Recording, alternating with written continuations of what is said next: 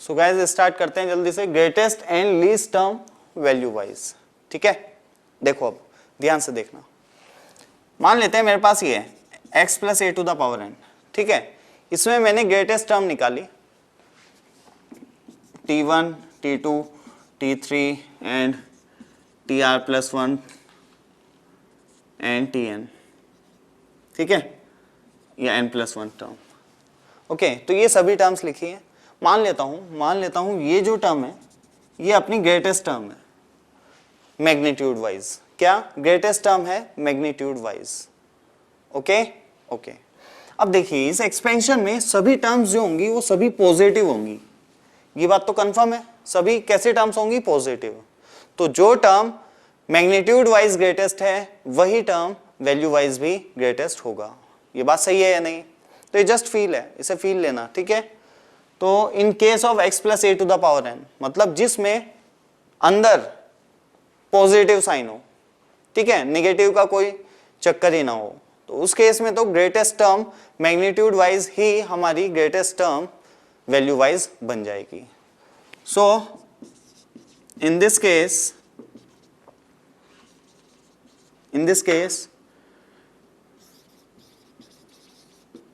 greatest term magnitude wise equivalent to greatest term value wise। ठीक है, इस case में तो ये बात सही है कि ग्रेटेस्ट टर्म मैग्नीट्यूड वाइज ही ग्रेटेस्ट टर्म वैल्यू वाइज बनेगी। Okay, but in this case अगर मैं बात करूं लीस्ट टर्म मतलब लीस्ट टर्म कौन सी? Value wise. ठीक है, वैल्यू वाइज कौन सी टर्म सबसे लीस्ट होगी, सबसे छोटी होगी? तो इसी केस में बात कर रहा हूं least term will be minimum of t1 और t2। मैंने तुम्हें बताया था कि जो टर्म्स का मैग्नीट्यूड वाइज कैसे ग्राफ चलता है, ऐसे इक्वल भी हो सकता है, ठीक है, और ऐसे भी हो सकता है एंड ऐसे भी हो सकता है। ये बात मैंने बताई थी।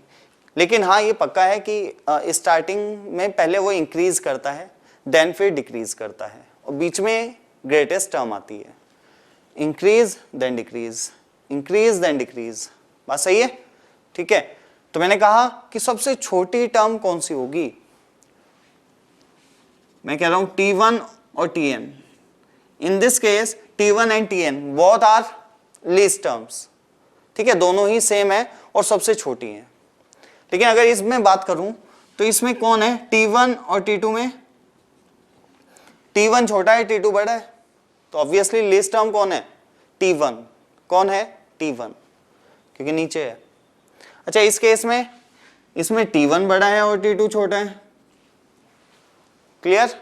तो इसके में आंसर क्या आएगा? t2। तो ओवरऑल अगर आपको लीस्ट टर्म निकालनी है तो फर्स्ट एंड लास्ट टर्म में से चेक करेंगे कि कौन सी टर्म छोटी है। जो टर्म छोटी होगी वही आपका आंसर होगा। क्लियर है मेरी बात? ओके, तो ये सब बात जो मैंने की है वो इस केस में की है x प्लस ए की पावर n में, जब बीच में कैसा साइन है? प्लस, और इसके एक्सपेंशन में जितनी भी टर्म्स हैं वो सभी पॉजिटिव टर्म्स हैं। ओके, लेकिन अगर सभी टर्म्स पॉजिटिव ना हो और कुछ नेगेटिव टर्म्स भी हों तो ऐसे केस में क्या होता है वो अब हम डिस्कस करने जा रहे हैं। उससे पहले आप ये चीज लिख लेना। ठीक है, दोबारा बता देता हूं। In this case greatest term magnitude wise equal to greatest term value wise, और मिनिमम लीस्ट टर्म निकालने के लिए आपको देखना है t1 और t2। t1 और t2 में से जो भी छोटा है वो आपका आंसर है। क्लियर? ओके, ये तभी है, मैं दोबारा रिपीट कर रहा हूं, कि जब साइन सभी टर्म्स के कैसे हैं? पॉजिटिव। इसका मतलब बीच में कैसा साइन है? प्लस साइन है। क्लियर? ओके, अब देखिए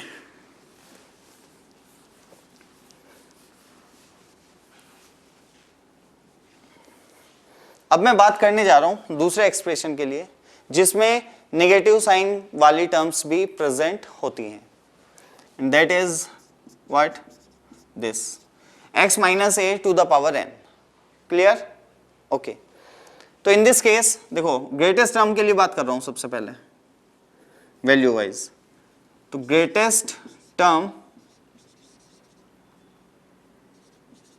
वैल्यू वाइज, ठीक है।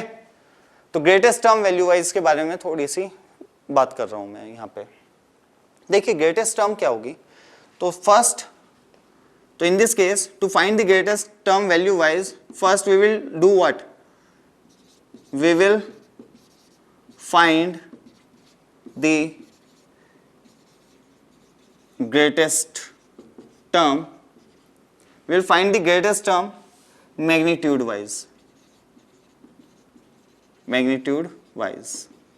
ठीक है। तो मैंने कहा let's say it is tr plus 1 term। मैंने मान लिया जो ग्रेटेस्ट टर्म आई ना मैग्नीट्यूड वाइज वो आई है कोई tr plus 1 टर्म, कुछ भी हो सकता है ये किसी की भी एक्सपेंशन में, जैसे थर्ड टर्म आ जाए कि भाई थर्ड टर्म इसकी ग्रेटेस्ट टर्म होगी, अच्छा इसकी 15th टर्म होगी जो ग्रेटेस्ट टर्म होगी।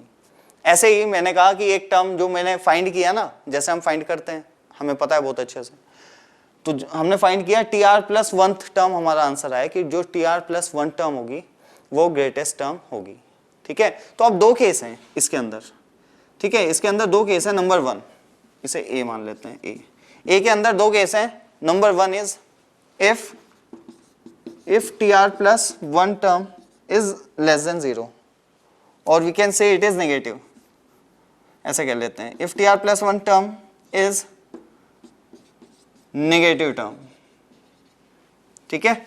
अगर tr plus 1 term जो है वो नेगेटिव टर्म है, ठीक, तो क्या वैल्यू वाइज वो ग्रेटेस्ट होगी? वो तो सबसे छोटी होगी। तो मैं ये बता रहा हूँ, लिस्ट में ये लिखवाऊंगा, अभी समझ सकते हैं हम कि जो ग्रेटेस्ट टर्म अपनी मैग्नीट्यूड वाइज है और अगर वो गलती से नेगेटिव है तो वो लीस्ट टर्म बनेगी वैल्यू वाइज में। सही बात है। मान लेते हैं जो ग्रेटेस्ट टर्म है ना उसकी वैल्यू आ रही है मैग्नीट्यूड वाइज अगर बात करूं तो 15 है, उसका मैग्नीट्यूड कितना है 15, और सभी बाकी जो टर्म्स हैं उन सभी का मैग्नीट्यूड 15 से कम है, लाइक 2, 3, 4, 14, ठीक है, ऐसा है। तो सभी का जो मैग्नीट्यूड है वो 15 से कम है। उसी ग्रेटेस्ट टर्म जो है अपनी मैग्नीट्यूड वाइज उसका जो मैग्नीट्यूड आ रहा है वो आ रहा है 15, ओके।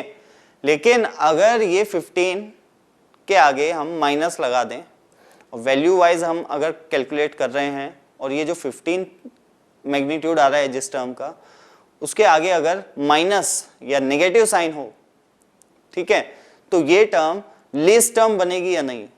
ये सीधा कहां पे जाएगी? -15 पे, और सभी टर्म्स इससे बड़ी होंगी। क्लियर?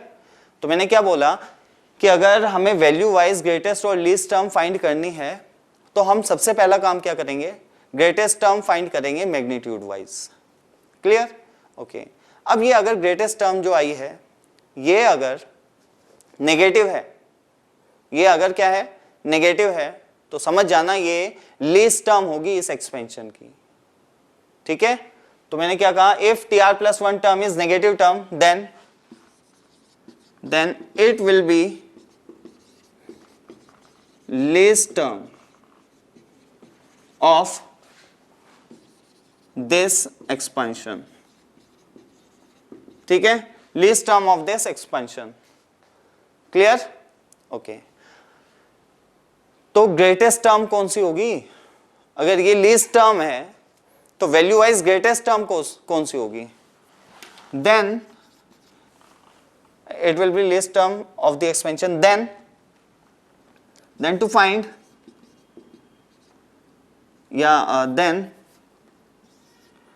tr tr plus 2, देखना आप ध्यान देना, tr plus 1 टर्म अगर नेगेटिव साइन की है तो tr टर्म या tr plus 2 टर्म जो उससे एक पहले वाली टर्म है या उससे एक बाद वाली टर्म है वो दोनों पॉजिटिव साइन वाली होंगी। सही बात है? ओके।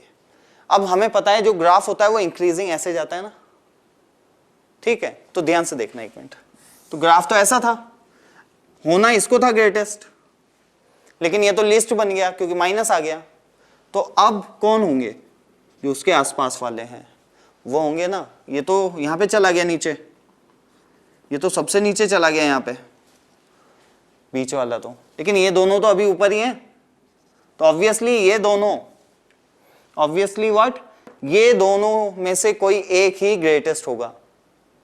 दोनों की वैल्यू अगर सेम आ जाती है तो दोनों हो जाएंगे, ठीक है, लेकिन हाँ इन्हीं में से होगा कोई, ठीक है। तो कैसे चेक करेंगे? देन, तो मैंने क्या लिखा है? देन मैक्स ऑफ, मतलब maximum of T R and T R plus tooth term will be greatest term value wise. Clear? Will be greatest term value wise. दोबारा से एक बार ब्रीफिंग कर रहा हूं।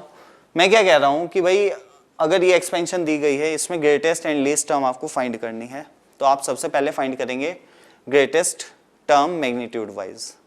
अगर ये जो मैग्नीट्यूड वाइज ग्रेटेस्ट टर्म आई है ये निगेटिव हुई तो ये इस एक्सप्रेशन की लीस्ट टर्म बनेगी। क्या? लीस्ट टर्म बनेगी। तो ग्रेटेस्ट टर्म कौन सी होंगी? जो उसके आजू बाजू वाली टर्म होंगी, उनमें से कोई एक ग्रेटेस्ट होगी। कौन सी होगी? इन दोनों की वैल्यूज आपको निकाल के देखनी पड़ेंगी, जो बड़ी आएगी वो ग्रेटेस्ट होगी। क्लियर? तो मैंने क्या कहा? Max of T R and T R plus two term, दोनों टर्म निकालिए और उसमें से देखिए कि कौन बड़ी है। जो बड़ी होगी वही ग्रेटेस्ट टर्म कहलाएगी। क्लियर? ओके, ये हो गई बात जब ये नेगेटिव होगा। T R plus one term जो हमारी ग्रेटेस्ट मैग्नीट्यूड वाइज टर्म आई है वो अगर नेगेटिव हुई तो लीस्ट टर्म कौन सी होगी? वही होगी, ठीक है। और ग्रेटेस्ट टर्म उसके आजू बाजू वालों में से कोई एक। वो कैसे निकालेंगे? दोनों की वैल्यू निकालो, जो बड़ी होगी वो आपका आंसर होगा। ओके, ये तो बात थी कब? जब T R plus one term जो है अपनी वो नेगेटिव है। अगर ये पॉजिटिव हो तब क्या है? तो तब का भी सिनेरियो देख लेते हैं जल्दी से। इसको लिख लो इतने, इसे मैं हटा रहा हूं, ठीक है, इसे नोट कर लेना पॉज करके। Okay,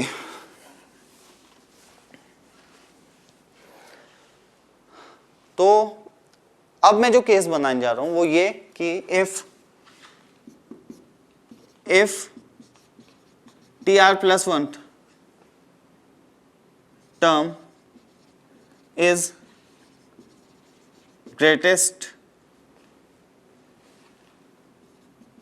greatest term magnitude wise, ठीक है। ये ए था ना अपना, उसके नीचे सेकंड पॉइंट। फर्स्ट पॉइंट क्या था कि T R plus one term जो थी वो नेगेटिव थी। अब सेकंड पॉइंट क्या है? If T R plus one term is greater than zero, और ऐसे लिख लो इज पॉजिटिव, देन क्या? अगर T R plus one term positive है देन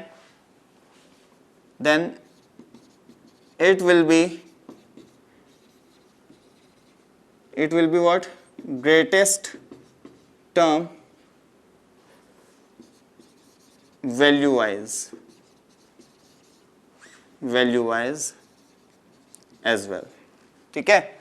तो अगर ये पॉजिटिव हुई तो यही बनेगी ग्रेटेस्ट टर्म वैल्यू वाइज, ठीक है। तो यही बनेगी क्या? Greatest term value wise. Okay, then least term क्या होगी? In this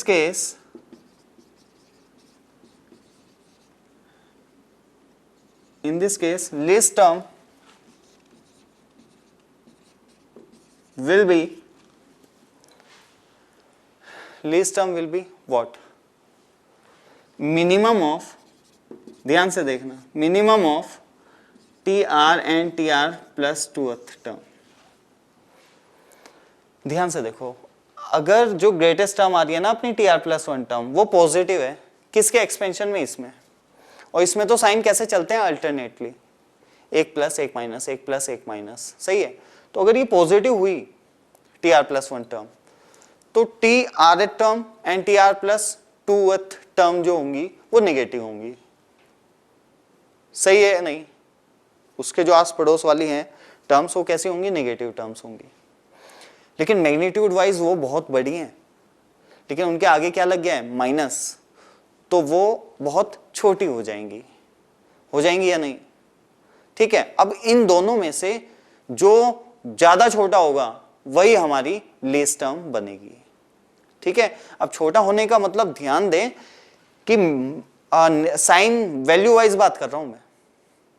मान लो जो टी आर है वो -15 आया और टी आर प्लस 2 आया -16।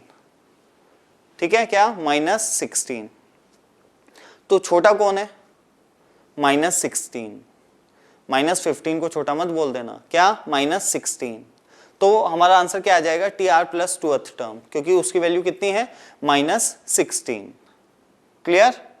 ठीक है, तो minimum of T R and T R plus 2th term will be least value. दोबारा से ग्राफिकली समझाने की कोशिश करता हूं कि मान लो ये था अपना मैक्सिमा, ये कौन है, अपनी टी आर प्लस 1 टर्म, और ये पॉजिटिव है। ठीक है, अब टी आर टर्म यहां पे है, T R plus 2th term यहां पे है। Clear, okay. अब ये हुआ क्या है, ये नेगेटिव बन गए। क्या बन गए हैं, नेगेटिव। तो ये यहां नहीं रहेंगे एक्चुअल में, ये वाले गायब हो जाएंगे यहां से, यहां पे होल आ जाएगा और ये आ जाएंगे यहां पे नीचे। ठीक है, ये आ जाएगा यहां पे, एक मिनट, ये यहां पे आएगा ऊपर। ठीक है, ओके। ये थोड़ा सा इससे नीचे है ना यहाँ पे, तो यहाँ पे ऊपर रहेगा। क्लियर। तो मैं क्या कह रहा हूँ, टी आर प्लस 2 टर्म यहाँ पे आ जाएगी, नेगेटिव है ना, और ये यहाँ पे आ जाएगी। फिर उसके आसपास वाली तो यहीं रहेंगी क्योंकि वो तो पॉजिटिव आएंगी, फिर वो नेगेटिव आ जाएंगी लेकिन ऊपर आएंगी इससे। तो लीस्ट टर्म तो ये इन दोनों में से ही कोई एक आएगी। कौन सी आएगी, जो नीचे होगी। नीचे कौन है, ये नीचे वो आएगी जो यहां पे ऊपर होगी, मतलब जो मैग्नीट्यूड वाइज बड़ी होगी वो वैल्यू वाइज लीस्ट होगी, छोटी होगी। क्लियर है। जैसे इसे मैंने बोला कि ये है अपना -15, ये है अपना -16, तो इनमें से छोटा कौन है, ऑब्वियसली -16। लेकिन अगर मैग्नीट्यूड वाइज बात करूं तो ये है, तो जो मैग्नीट्यूड वाइज बड़ा है ये, वो वैल्यू वाइज क्या हो जाएगा, लीस्ट। ठीक है, ये तुम्हें समझ आ गया होगा आई थिंक। तो ओवरऑल बात यही है कि ग्रेटेस्ट टर्म निकालनी है। क्या, ग्रेटेस्ट टर्म निकालनी है आपको। अगर ग्रेटेस्ट टर्म पॉजिटिव आती है तो उसके जो आसपास वाली होंगी वो दोनों नेगेटिव होंगी और वही लीस्ट टर्म्स कहलाएंगी। चेक दोनों को, आप दोनों की वैल्यूज को आपको चेक करना पड़ेगा। जो उन दोनों में से छोटी होगी वो हमारी पूरी एक्सपेंशन की लीस्ट टर्म कहलाएगी। Clear, okay. ये कब है, जब x minus A to the power n इस टाइप की एक्सपेंशन हो। इस टाइप की का क्या मतलब है, इस टाइप की का मतलब है कि जिसमें प्लस माइनस ऐसे साइन आए। ठीक है, तब जब अगर कोई एक्सपेंशन ऐसी है जिसमें सारी टर्म्स पॉजिटिव हैं तो उसके केस तो हम ऑलरेडी डिस्कस कर चुके हैं। तो आई होप सबको समझ आ गया होगा कि कैसे लीस्ट टर्म, ग्रेटेस्ट टर्म्स हमें फाइंड आउट करनी है in any binomial expansion. Clear, क्या हो सकता है क्या नहीं हो सकता है। ओवरऑल बात वही है सिंपल कि ग्रेटेस्ट टर्म निकालनी होती है मैग्नीट्यूड वाइज, और वहीं से हमें थोड़ा सा ऑब्जर्व करना पड़ता है और हमें ग्राफिकली थोड़ा सा कनेक्ट रहना चाहिए कि भाई इसकी टर्म्स कैसे बढ़ती हैं, पहले बढ़ती हैं फिर डिक्रीज करती है, एक बीच में मैक्सिमा आता है, और वो मैक्सिमा मिडिल टर्म हो ऐसा ज़रूरी नहीं होता, मैंने पहले बताया है। ठीक है, तो वो कुछ भी हो सकता है। अगर बाइनोमियल कोफिशिएंट की बात की जाती है तो यस, मिडिल टर्म का जो बाइनोमियल कोफिशिएंट होता है वो सबसे ग्रेटेस्ट होता है। ठीक है, लेकिन अगर टर्म की बात करें तो वो ग्रेटेस्ट टर्म मैक्सिमम हो मैग्नीट्यूड वाइज ऐसा ज़रूरी नहीं है। ये डिपेंड करता है x और a की वैल्यूज़ पर। ठीक है, वो कैसे निकालते हैं ये आप लोगों को बहुत अच्छे से पता है। ठीक है, तो ये कुछ कॉन्सेप्ट थी जो हमने उस टाइम बीच में लेक्चर में डिस्कस नहीं की थी, तो लास्ट में अभी हमने डिस्कस कर लिए हैं। क्लियर, तो ये अपना चैप्टर हो गया है कंप्लीट। ये इतना बहुत है, अब आपको जस्ट क्वेश्चंस की प्रैक्टिस करनी है और अच्छे से कवर अप करनी है सारी चीज़ें। सभी डीपीपीज जो आपको दिए गए हैं उनको आपको अच्छे से कंप्लीट करना है। ठीक है, अब आप पूरे जो डीपीपी हैं या कोई भी शीट है या कोई बुक है, जो भी है आप उनको लगा सकते हो इजीली। ठीक है, बस दिमाग खुला रखना होता है थोड़ा सा। अगर कोई एक्सप्रेशन थोड़ा सा अजीब दिखता है तो उसे सिंप्लीफाई करने की कोशिश करनी होती है। इतना मैथमेटिक्स तुम्हें आता है कि तुम सिंप्लीफाई कर सको उसको। ओके, तो बस यही है, तो इसको फिनिश करते हैं। Okay, thank you.